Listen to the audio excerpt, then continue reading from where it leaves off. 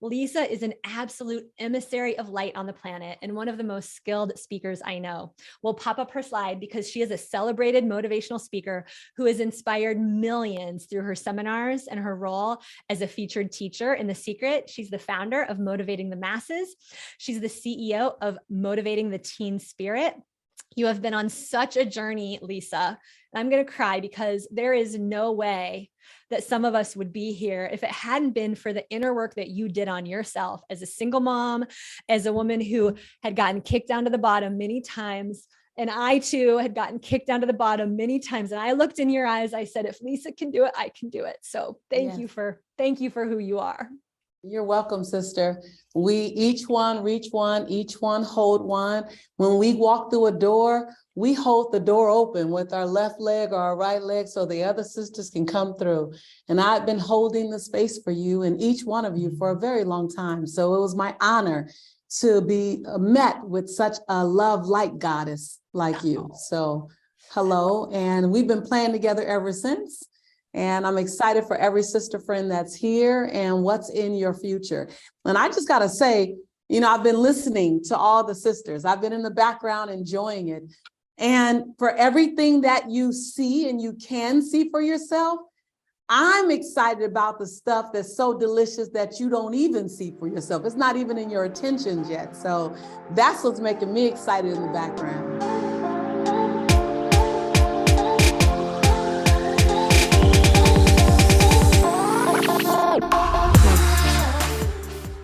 How is it possible that you can be so moving and so powerful, but so vulnerable and so real at the same time? Like, I know the women here want that too. So can you guide us on that path? Absolutely. The world doesn't need your perfection or your desire to be perfect. The world wants to know, how do you dance through your letdowns, and how do you navigate through your get-ups, and how do you love the perceivingly unlovable and forgive the perceivingly unforgivable? How do you choose you again and again and again? The world, the woman that's waiting on you, the young man that's waiting on you, the sister friend, she wants to understand, how do you navigate through this terrain and do it all being you? She doesn't want a performance. She's not looking for a performance. She doesn't want your filtered version. She doesn't need your filtered life. She doesn't need your edited life. She needs your example. I think the best thing that I believe I've given people is not the ability, not the awareness of the ability to dodge a bullet, or not the awareness of the ability to avoid being knocked down, but the absolute awareness to always trust your get up. So I just think, I think that my being transparent is a gift to me, because if you're transparent, then you never have to put on a show. If you're transparent, there's nowhere to fall because your feet never left the ground. So I'm a big believer that no one can share your truth better than you. And when you share your truth, you liberate somebody else who's still holding their truth silent. So it's been my gift to myself, selfishly, Sage, to keep honoring my imperfection out loud. Someone type that in chat. I honor my imperfection out loud. And guess what? I could not handle the amount of people coming to me. When I was on Oprah, I love everyone else that was on Oprah. They're my brothers from another mother. I love them. But on Oprah, I was the most transparent. I was also the only woman teacher on Oprah. All the other instructors were the male instructors in The Secret.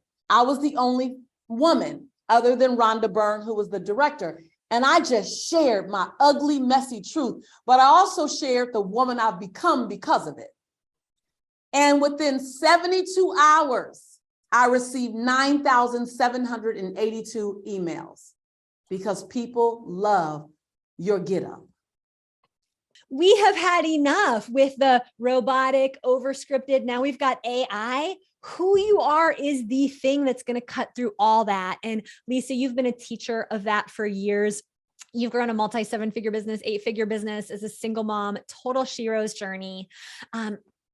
What else can you share with us around how to actually transform our challenges into our greatest gift. You know, everything is fuel. Everything is fuel. I have failed a lot, but I've always failed forward. When my son was 8 months old, his father went to prison. It was my biggest fear. And my son is 28 years old at the time that we're doing this today. And my son's father is still in prison. And I was devastated that how did I was, Sage, riddled with shame. Here I was, 3 years into my motivational speaking career, and now the father of my child is in prison. I felt like somehow that took away my right to inspire people. I don't know if any of you have ever had something happen and you feel like that incident denies you of your future. I had to keep talking myself back into what was already in my DNA. I didn't know exactly what I was born to do. I didn't know it would look like this. I didn't know it would look like you, but I knew that God had put a message in my body. I knew the universe had given me something that wasn't meant for me to keep to myself. There's something in you that you're not supposed to keep to yourself. And while it felt like it would have been easier to be quiet because I was ashamed, I knew that it was going to be harder to stay silent because of the calling on my life. And so I climbed over my shame. I climbed over my negative self-talk. And I got to tell you, ladies, my negative chatter was on full speed. Anybody know what I'm talking about? It like my negative chatter was keeping a list of why it wouldn't work. You didn't go to college. You got a D- in speech. You're from South Central. You're a Black woman. You weigh over 200 pounds. Your son's father's in prison. You were on government assistance. I had a list of things why I shouldn't do it. But all you need is one reason why you should. One reason. I was born for such a time as this, that it's in my imperfection that I've been made to do this. Nobody wants my perfect story, but everybody can use my story of resiliency. I begin to use every reason why I should sit down as a step. And all my stuff that stacked against me just kept being a step. And I was like, oh, I'm gonna step on you. And oh, I'm gonna step on you. And oh, this is gonna be a good story when I make it. I made every situation the opportunity for a story. All I needed to do was get on the other side of it. All you got to do is get on the other side, and now it's your fuel. As long as you're in it, long as it's in front of you, that fear to jump. When Sage says jump, you should jump because you already trust Sage. You just got to remind yourself that you trust yourself. See, you're not worried about Sage. Sage has already proven herself. It's why I called her. You got to remember that you have evidence. I have evidence. You have evidence upon evidence upon evidence upon evidence of what you can climb through, of what you can climb over. You got evidence that you're a good investment.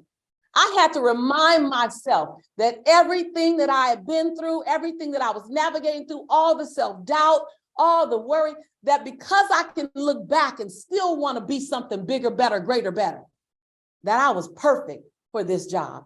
And so, Sage, I used it all as fuel. See, what you're using as a fortress on why you shouldn't take action, that's your fuel. That's why you should run inside this program. And if this program isn't a fit for you, then say that, but you gotta be in action. And if you're still here after all this time, it's probably because it's a fit for you. You just need to remind yourself that you're a good investment. I had to keep reminding myself, especially when you come from a scarcity and lack mentality. Anybody here? I came from a family that there's never enough.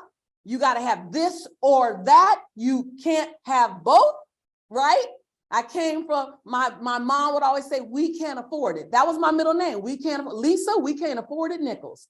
And so I had to undo that conversation of scarcity and lack because I needed to invest. Don't invest in the woman you were. Invest in the woman you're becoming. That's when I realized she's worth the risk. I hope you're taking notes. I hope you're taking notes, because Lisa is pointing you toward the salvation, the queendom. Like, we get to use everything to rise. What if you could use every single thing in your life to rise? The most incredible humans I know have been through the hardest things. Lisa, you're one of them. And we are all like, our jaws are dropping open. We love you. I love you too. And I wanted to, I just want to get like, I hope you're studying what Lisa's doing here, because she is so anchored in herself in the way Dr. Sue talked about. And she is so committed to her own generation, her own generative nature, as Eben Pagan talked about, that you, my love, Lisa, like, you know so much about speaking strategically, and it's also just anchored in you. Lisa Nichols, we are so blessed by you. Thank you so much for being here. Don't forget to hit subscribe so I can keep getting you weekly content to grow your business that is relevant, authentic, and effective, so you can get out there and shine your light and be the messenger that you're here to be, because your clients are waiting for you.